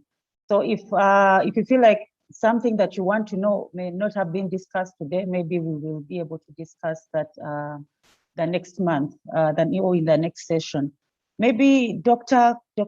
Carol, if you would like to supplement on the two, or supplement on what Dr. I didn't get that. Yes, sorry. I was saying if you would like to, maybe if you would like to supplement on what Dr. Hello, Catherine has said. I don't hear anything. Can you hear me now? Hello? Hello? Are you able to hear me? Yes. Okay. I don't know if Dr. Carol is, maybe she has challenges with her network. I'm back, Christine. Sorry about that. I didn't hear. Okay, I was saying maybe if you could, if you would like to supplement on what Dr. Catherine has presented, her responses to the question. On discipline?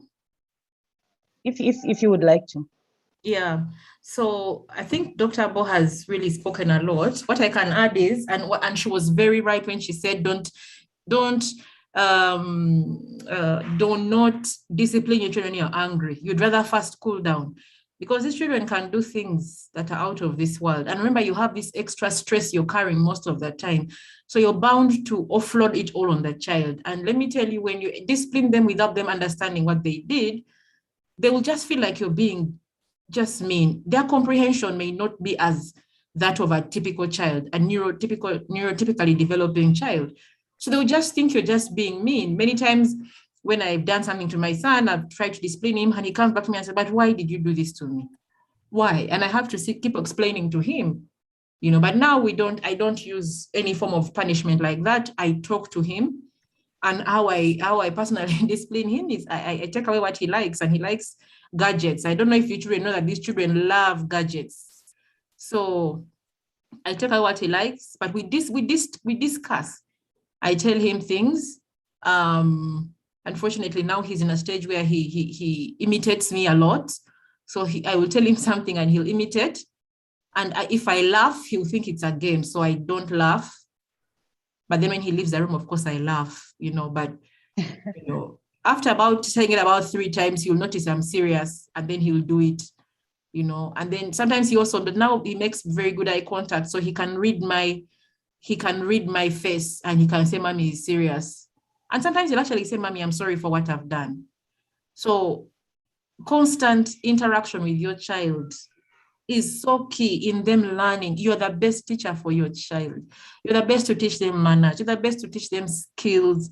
You know, you're the best to build their confidence. So parents, caregivers on this call, if you have any child on the autism spectrum disorder or any child with developmental delay, I want you to know that you have what it takes to train your child.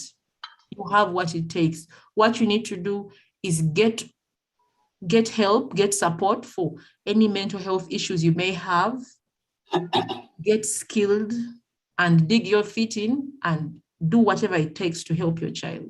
It is doable. And I'm actually beginning to think that we should be putting this on our CVs, that I'm a mother of a special needs child, because it takes extra grace. But let me tell you, it's doable. But don't do it when you're angry. That is one thing you must never do. Number two, you will learn as you interact with them that this, now he did it out of just a bad habit he has learned, or this is actually he doesn't know. So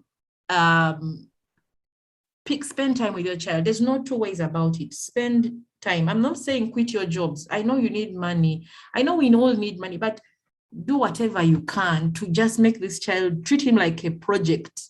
I must learn what he needs. I must learn what this means. You can actually get your child to behave without even beating them. Because oftentimes, and in the past when I used to smack his fingers, I would smack his hands, he would just look at me like, why are you doing this? Like it doesn't click. It doesn't click. So you have to communicate why you're doing this. And again, prevention is better than cure. I don't know if I've helped, but yeah. I'm going to put my contact in the chat for those who need to reach out. So please feel free to call me, not at night. During the day would be good. Thank you. Thank you so much, Dr. Carol, for supplementing. The last question that has been asked by so many people, the services. This is our last question. We've run out of time. Where can we access these services like occupational therapy, speech therapy, ABA at a reasonable cost or for free? As we know, these services are extremely expensive for most of the parents who cannot afford to pay, let's say, 50,000 per hour. And imagine if you need 5 sessions a week, it's quite costly. But they would want to know where can we find these services like occupational therapy, speech therapy, ABA at reasonable cost or for free. Yes, over to you, both Dr. Carol. Yeah, so these services, unfortunately, are not free. I'll be honest with you, and nowhere are they free in the whole world. In developed countries, they have a lot of very good good insurance packages. But those who have to pay out of pocket pay a lot of money. I'll tell you, for example, I visited a school in the US that is a strictly autism school, and they pay $200,000 a year for tuition. So yeah, it's a very expensive condition, unfortunately, because of the number of people you need to help the child. You need multiple disciplines. However, don't lose hope. In our setting as Uganda, as a developing country, there are training packages for parents that can skill you. And these training packages are based on ABA, applied behavioral therapy, applied behavior analysis, in how you can skill, dealing with all the questions you've asked, things like behavior, how do you discipline, how do you promote language, how do you deal with difficult behavior. So please, there's help. There are things. And like I said, parent-delivered intervention programs are the most sustainable and they're the most effective, because you are more likely to do things for your child because you're motivated. So if you don't have money, you don't have support, people to do these things for you, reach out. There are resources. That's all I can say. There's resources. They are available. Please reach out. That's all for me, Christine. Okay, I'll just supplement on that. I'm a clinician and I enjoy doing clinical work. However, the job I do, and that is, I'm a senior lecturer at Makerere University, has other specific roles that I must do, like teach and do research. Though I love to do clinical work and I run clinics as much as I am able to. Because of the experiences we had in child and adolescent clinics that were running on other days, we would see children being brought for the first time at the age of 6, 7, 8, and the parents will say, I've never had a diagnosis. This is the first time. And remember, Dr. Rerima said there is a window for some of the developments. For example, for speech, it increases and begins to close by about 5 years. It begins to close, and by 7, it's almost closing. So if you're seeing the child who has never spoken for the first time at 7 years, it's going to take we don't give up, but it's going to take an uphill task. So then we decided we needed to begin infant mental health clinic. And together with some partners, we started about 2 years ago, infant mental health clinic below 5 years, which runs on Mondays in Ward 15. And it runs as much as humanly possible within the current circumstances. I'm saying this because then people might turn up on Monday and they will say, you told us this clinic runs on Monday, but you're not here. But that time, my boss would have told me, I need you to go to this meeting, you know, and then I'll have to go for the meeting.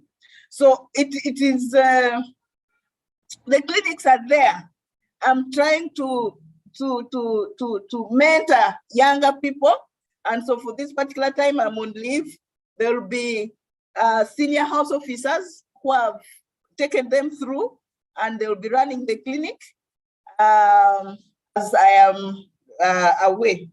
But also on Tuesdays, as much as humanly possible, I go to Butabika, and that is for it's on a voluntary basis. But also when we are training, we use Butabika as our training ground.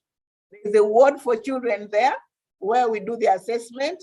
Ideally, children with ASD shouldn't be in hospital. They should be in therapeutic schools. But in our country here, I'm not sure we have any of such therapeutic schools. If anybody knows, please let me know, because I get many of these children who I need to refer, but I have nowhere to refer them. People who run NGOs and other facilities sometimes are damn expensive, and that is what it is. It is expensive, but these are human beings. We can't give up on them. Yeah, so those are the two places. And also on Thursdays, as much as humanly possible, I do a child and adolescent mental health clinic, but I also see some adults on Thursdays in Mulago, Bosa, opposite Tasso. Yeah, and I have some minimal private practice, really, not something that I do as a full-time thing. Yeah, and then the groups, the support groups are very important, because for us, we will see the child 1 hour, but there are things that the mother might or the parent might want to ask and understand. And as you know, experience in itself is a very good teacher, and we can learn from other people's experiences.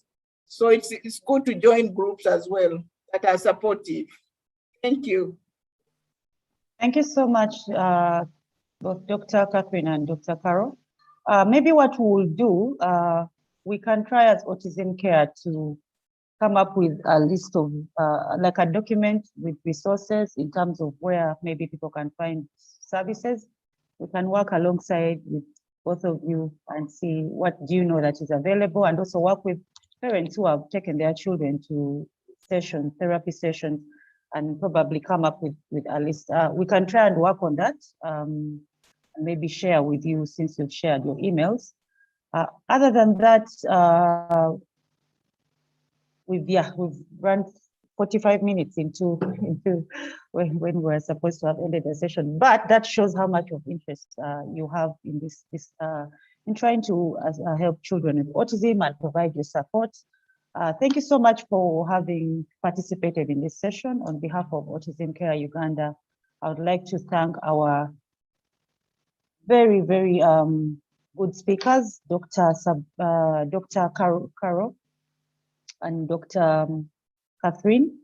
We are grateful for your time and inputs made during this conversation, and we hope that we shall continue having this discussion to create more awareness on autism and support towards people and children with autism. To the participants, thank you all for the inputs you made and making time of your busy schedule to support the cause of autism.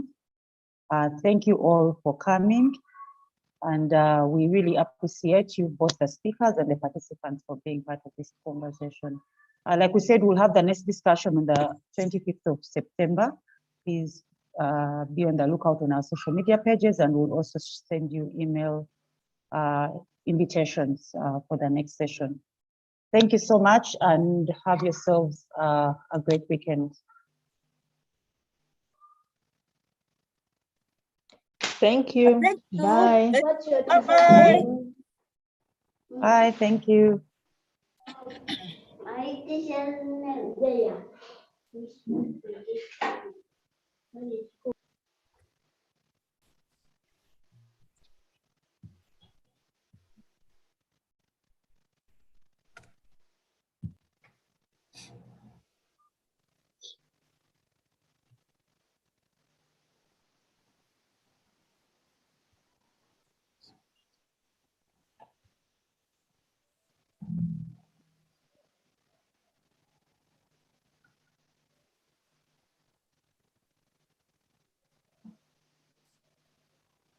Thank you so much, Dr. Catherine. And thank you so much, Dr. Carol. You're welcome. It was my That pleasure. was amazing. Yeah. Unfortunately, very many people failed to get in. I have so many people inboxing me that they failed. We reached the maximum. Wambi.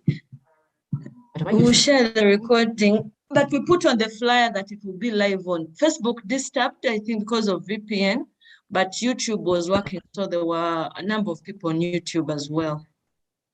I think you should stop the live stream on YouTube.